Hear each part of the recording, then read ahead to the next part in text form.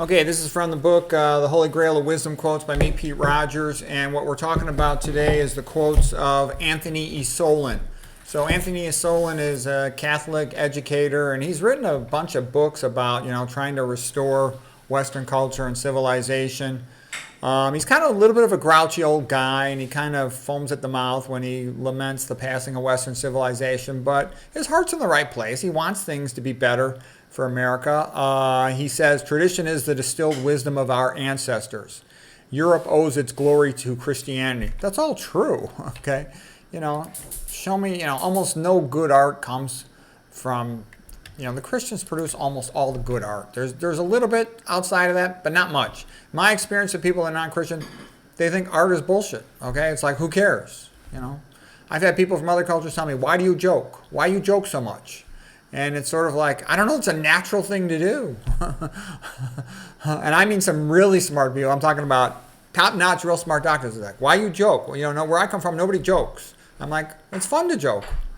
I'm not kidding you. This is something in Western culture that's very natural, to joke, to play games, to enjoy all this art and stuff. It's not necessarily a part of other cultures, even with the really high-level educated people.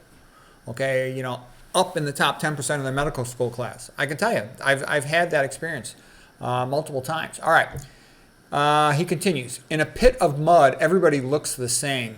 It is the clean who are distinct. Yeah, and I sometimes get the impression is that pop culture tries to degrade people into a level of sort of barbarism and savagery, where if you don't go along with it, then you seem like a strange person. But, I have no interest in modern pop culture. It stinks. I haven't gone to a movie in about 30 years because they all stink, okay? Back in the day, in the 1980s, there were a lot of great movies. There was, Amadeus, the greatest cultural movie of all time. Before that, The Agony and the Ecstasy with Michelangelo and Pope Julius, okay? And all the great comedies of the 1980s, they're fantastic, okay? So he continues, ignorance has its consequences. Yeah, like the destruction of your civilization. And he continues, here is a quick and generally reliable rule to follow. If it has always been said, it is probably true. If it is the distilled wisdom of the ages. If people have not always said it, but everybody is saying it now, it is probably a lie. It is the concentrated madness of the moment. Yeah, modern culture is crazy. It's sick in the head. You go into a hospital now, if you are going to celebrate, to get rid of, bump off, babies. Oh, great! You can make money for the hospital. Okay. Whereas if you say, I don't think we should be doing that to babies. Oh, then you're going to get yourself in trouble or fired. Okay. Okay. And then what do they do with those babies after they've removed their life? Okay. Not nice stuff. And if you study it, you'll be amazed. Okay. In our current modern society, cannibalism is considered normal. I'm just telling you, that's what you get with atheistic Darwinism. It is considered normal. It's not even considered strange now. It's considered normal. Okay, I don't consider it normal, but I can tell you it is considered normal in the standard world. That's what you get with atheistic Darwinism. In life, it doesn't really mean anything. Money and power, that's what matters. Okay, and you really don't want a society like that because most people don't have much money and power, which means everybody is pushed down. They use the word equality a lot of times as an excuse just to push down the middle class, upper middle class, middle class, until everybody is, like the Soviets were, just poor. And the men start becoming alcoholics because there's nothing for them to do. Okay? Let's continue. He says, the phrase stay-at-home mom is patronizing and faintly derogatory, like a stick-in-the-mud mom or a sit-in-the-corner mom.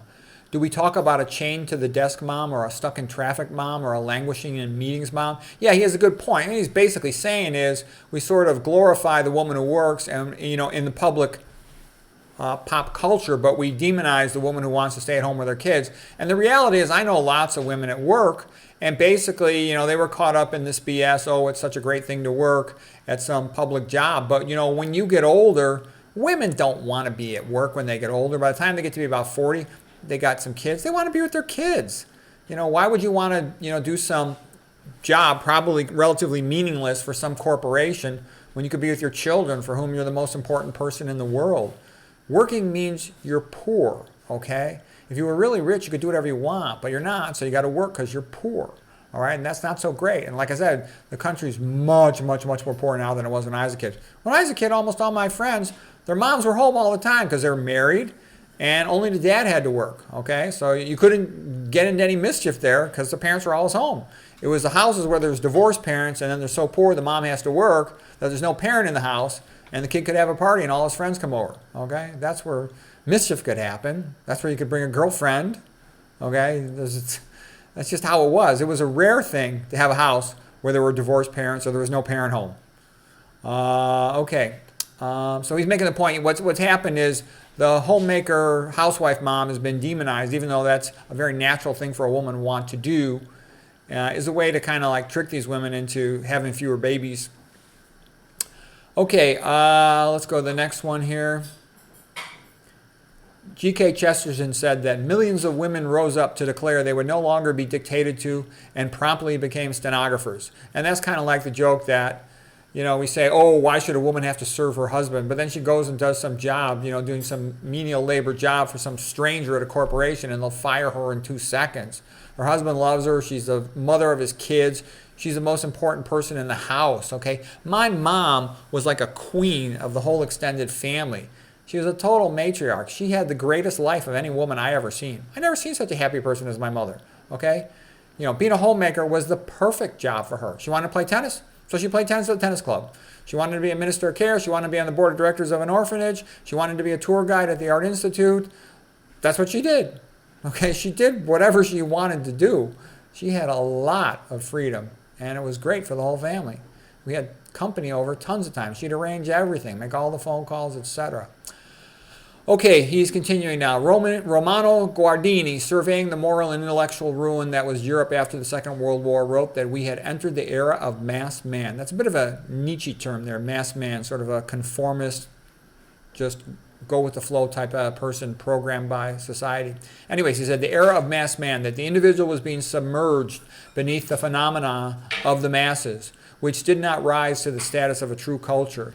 Mass man has no culture, no real home, no transcendent object of devotion, no aim, but what is given to him in and through mass education, mass entertainment. He floats on the seas willy-nilly like a jellyfish, without a mind and a north star to guide him. He gives in, he goes along. He lives easily and uneventfully, life under compulsion, submerged. Yeah, and I would say that's a lot of people. They just go with the flow. They have no real sense. If you haven't read history, like Goethe had said, you know, if you want to be an educated man, you should at least be able to have a decent explanation for the past 3,000 years of history, okay? That's about as far back as Western civilization clearly is well recorded, okay? But if you don't know some of the basics of these histories, then you don't really have the historical precedent, the ability to judge stuff. Okay, and you know, I would say at a minimum, you should know the ancient Greeks, you should know the ancient Romans, because you figure out human nature there. And the high point of it is Athens. Athens was remarkable. You should know, you know, the Renaissance. You should know a little bit about, you should know the Victorian age Renaissance and Catholic revival. That's worth knowing. And then, of course, you should know the last century, all right? That's just a basic education, okay? Let's see. He says, we cannot have a good nation unless we are good people. We cannot be a good people when we throw contempt upon manhood and womanhood and the virtue that honors their beauty and their being for one another. It is like asking for clean sleaze or cold love. Yeah, and that's a little bit like saying you want Christian ethics without Christ or any, you know, and like Will Durant had said, you know,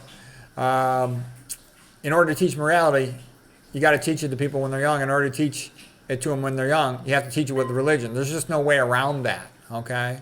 And that religion, the reason it's so hated is because it favors the little guy.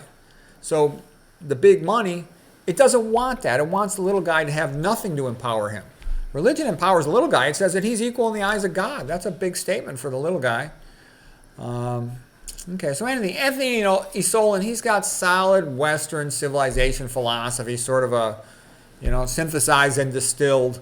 This is sort of like what you'll get from reading the Greeks and the Romans and the Renaissance and all that. We are suffering from cultural dementia. It is time, little by little, for recovery. Okay, that's all good. Ben Franklin and Thomas Jefferson were not standard devout Christians, but they were Christians. Thomas Jefferson was way, way more Christian than he gets credit for. The guy owned numerous copies of the Bible, was constantly buying Bibles for people, was members of Bible studies, was going to church a lot. You'd be amazed. I read a whole bunch about him. David Barton books on him are the best. Okay, Anthony Esolen continues. The founders were schooled in the classics and in Christianity. The postmodern man does not even know that he has a past to forget. Yeah, it's kind of a little bit of a repeat of what happened in ancient Rome. And Anthony Esolen, by the way, he has been removed from some quote sites, because I know a lot of the quote sites because I look at quotes a lot of times. And I know he has been taken off of some of the quote sites. So basically, this is like, 1984. Because this guy tells the truth about wanting to, preserve Western civilization, they've deleted him from a lot of the quote sites because they don't want Western civilization to be preserved. But what's going to happen next is all these other less outspoken persons in favor of saving Western civilization, they're going to be deleted too. That's also partly why I'm so shadow banned, okay? Because, I tell you the truth about history because I know it and I know it's good for society. Okay, Esolen continues. If a university gets just $1 in loans, then it has to obey a whole bunch of rules. To give yourself over to an evil is in some measure to pretend that what you know is wrong is right, and then to justify yourself. And you must give yourself over to it all the more. Yeah, so that's why they'll try to get you to go along with something a little bit bad as a setup way to get you to do more and more bad stuff and totally corrupt and disrespect yourself, okay? So you don't want to go down that path. The number of boys actually playing baseball or football is far lower than before. No one is outdoors playing. Yeah, kids don't play. When I was a kid, America was a great place, okay? There was tons of families and tons of kids. I would just walk down the street, knock on the door. Hey, can you play? And the kid could play or not. Then I'd knock on another door. I knew tons of kids. We could easily just run down our one block, knock on a bunch of doors, get a bunch of kids, and play sports. Nowadays, your kid has a friend who lives 20 minutes away and needs a ride to go see his friend, okay? They can't just knock on doors. Lots of people don't have any kids. You don't feel safe letting them run around in the streets. My parents didn't supervise me. Since the time I was about in third grade, I would just run around knocking on doors at all my friends' houses. My parents, they didn't even know where I was. They weren't worried about it. That's what it was like, okay? It's still like that in Japan. A kid can go downtown to the big cities and hop on a bus or subway at 2 o'clock in the morning. Nobody's worried about the kid, okay? Because that's how safe it was. All right, so Esolen continues.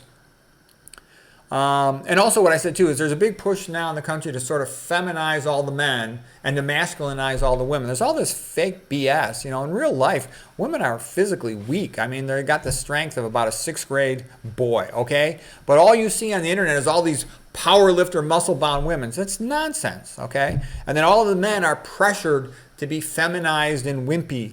And then they try to slander you. Any man who says anything traditionally masculine at all, oh, you're misogynist, you're misogynist, you're misogynist. It's like, give me a frickin' break. And they try to pretend that they're friends of women. Women are much worse off now than they used to be. They have to work. Often they have to work 2 jobs, okay? The majority of them are divorced or don't have a husband. They're much worse off, okay? They got tricked into all this nonsense, okay? They got tricked into being overeducated. I know some really nice, really pretty doctors that just were so pressured and career-minded they never got married, or they got married really late, can't have kids, can't have as many kids as they want. They're going for in vitro fertilization. And sort of, you bet they regret it. They're working their butts off now, and they're sort of trapped in their financial commitments to their fancy homes, but they forgot to have kids. They forgot to have a husband. They look pretty lonely when I see them. Okay, he continues. I can sum it up this way. Any land in which parents, singly or in groups, do not have first and last authority over what and how their children learn is not free. There are only 2 things wrong with our public schools: everything that they learn there and everything that they don't. The public schools are beyond reform. We would be quite mad to send our children there. We send missionaries to cannibals. We should not serve the cannibals our boys and girls. Yeah, he's right. They're insane. Public schools will try to trick boys into saying something that they're confused about their gender, and they'll castrate the kid. And they just make up a euphemism. Oh, it's gender-affirming surgery. No, it's gender-affirming castration. That's BS. Little kids don't know anything. It's evil what they're doing. And people should talk about it and say it's evil, because that's the only way it's going to stop if people say it is evil to be castrating children. Okay, children don't know what they're doing. They're going to say one crazy thing. They're going to want to say something to be popular. They're getting exposed to all these chemicals that are estrogenic and confuse them even further. Okay. All right, let me go to the next part here. This quote is a little bit too much. Okay, here, let's go to this one. Okay, Anthony Esolen continues. I have come to see that the winning side of the cultural conflicts has no interest in the rational conversation about the issues of our time. They have nothing to gain from it. Their aim was never rational coherence or a concern for the common good. Their aim was power, to get what they wanted and to keep it, and to crush those who would question their right to it. Yeah, that's what it's about. So, like I said, if somebody puts aluminum and fluoride in your water, they don't do that because they care about your teeth. They do it because they want you to be stupid and to just obey and shut up. Okay, Esolen continues. We still love to build in the style of ancient Greek architecture. Yeah, the ancient Greeks, man. If you don't know what to study, at a minimum, study the ancient Greeks of Athens. That's one of the most incredible historical times ever in the history of mankind. Okay, and the most interesting is Aristotle, but there's a lot of really good ones there. The playwrights are great, and you should read this. You should know about Thucydides because Thucydides has a lot of influence on good thinking. Okay, political correctness at its heart is the effort to dissolve the foundation on which the American and European culture has been built. It has been a demolition project to undermine Western civilization. Multiculturalism is an effort to crowd out our cultural traditions. Radical secularization aims to burn our religious roots. Okay, that's exactly what it's all about. Nobody cares about these other cultures, and no one's actually wants you to care about all these other cultures. They just want you to hate Western culture so it can be gotten rid of. But once you've got rid of it, what are you going to replace it with? There is nothing to replace it with. You know, what are they bringing into the public schools? Castration of children, selling amphetamines to children for what they call attention deficit, drag queen story hour, okay? You know, and now they've got MAID in the schools. MAID is medical assistance in dying. So basically, I know this is more so in Canada. I don't know what extent it is in some of the other places in the USA, but they're assisting children to commit suicide. Do you realize how insane that is? It's insane. It's not reasonable. This is not normal. This is insane. What they do is they come up with a euphemism. MAID, medical assistance in dying. They're helping children to commit suicide. That's insane. Castrating children. That's insane. Selling amphetamines to children. That's insane. Okay? There's nothing right about it. It's crazy. Okay? Anthony Esolen, Athenian culture was simply superior. Yeah, the Athenians were way better than all the rest of ancient Greece. Okay, don't get me wrong. Archimedes was extraordinary coming out of Syracuse and whatnot, and all the mythology out of all the different places was great. But like Edith Hamilton had said, the greatest hero of ancient Greece, all around Greece, was Hercules, you know, the muscle man. And Hercules was pretty cool and pretty nice in his own way. But the heroes of Athens were a lot more interesting, like Theseus, and then later on all the great men of Athens, the playwrights and all that stuff. So all that educational stuff, it came primarily out of Athens. Okay, Anthony Esolen continues. That stuff about how many angels can dance on the head of a pin was just something to mock the medievals.